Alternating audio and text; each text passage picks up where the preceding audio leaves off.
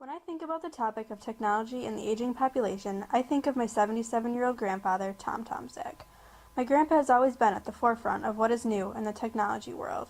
He owned a computer before my family did, had high-speed internet access before we even had a dial-up connection, and now owns a tablet before any of his grandchildren.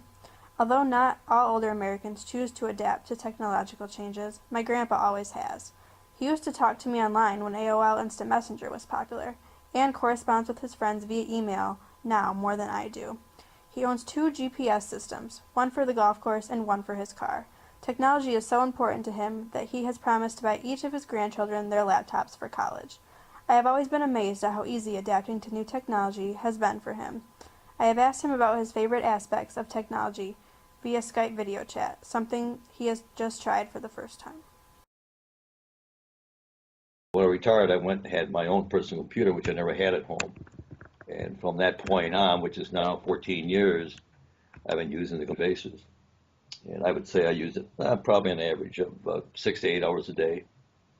And primarily for browsing the internet, for updating for news. I'm a news junkie, so I'll go from site to site on the blog and pick up current affairs and what's happening.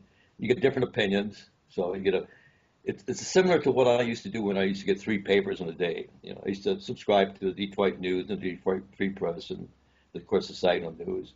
And from that, I got all the news of the day, so to speak, be it sports or business or whatever. In my line of work, communicating with customers, you never know what you're going to run into. What's the customer's favorite topic, be it sports or whatever. So you have to be somewhat well informed to keep a good line of communication with the customer, and good social communication.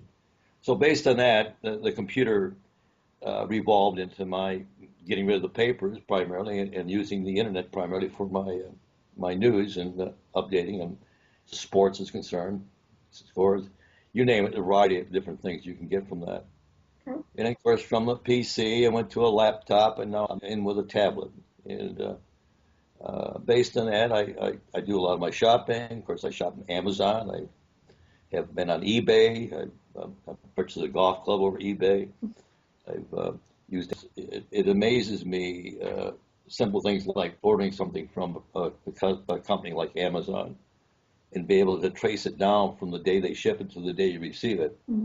20 years ago when you had to call the company to find out how they shipped it. You had to call them, the freight company, to see where it was at that point and when they expected to deliver it. And it's modernized that so much, it's a big plus out there.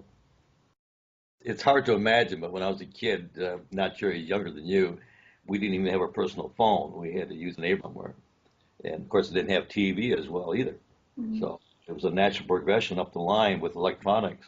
I mean, I never really got involved in computers till I started working. And at that point, different things happened. Of course, I mentioned TV. There's transistor radio became, tape-to-tape reels were a way to record music as conversations. And it just kept going up the ladder. The next thing came along, the next thing came along. So it was a steady progression of electronics, and each one was better than the previous one. And for people our age, and a lot of my friends have a hard time adapting to the computer era, so to speak. I mean, I don't know if they're afraid of it or it's too much of a challenge for them. I don't know. I love it personally because it's something that I've got used to. I don't know all the technology of the computers. I mean, it was like I can't solve myself, but little by little you pick up bits and pieces. Your grandma, for instance, she worked on a computer at work, and she won't touch one when she retired. Well, nothing to do with it. Right. So it's a state of mind, really. And maybe in a way she's afraid of it, I don't know. But I tried to introduce her to using it, and she definitely gets it. I think more and more people in the retirement age are maybe better acquainted to it than I am. There's a difference of maybe 15 years from people retiring today than when I retired. So in a lot of ways, they're more equipped in their retirement to adapt to the technology than I was. But so you have both sides. You got people that feel it's really a great thing, and other people say, I don't want anything to do with it. It interferes with their lifestyle or what they were taught. And then you have to have an open mind about that stuff. So many people in my age group have defined ways that, and they're going to stick to their old ways. They want nothing to do with the new technology. I like to think I'm not unique in using it, but I feel that I probably use it more than a lot of other people do. Yeah. It's not unusual for me to spend 6 to 8 hours a day on it if I'm not golfing. And I'll have the TV on behind me and the computer on this end. Might have the TV on mute, but I can see the picture, and especially in sports.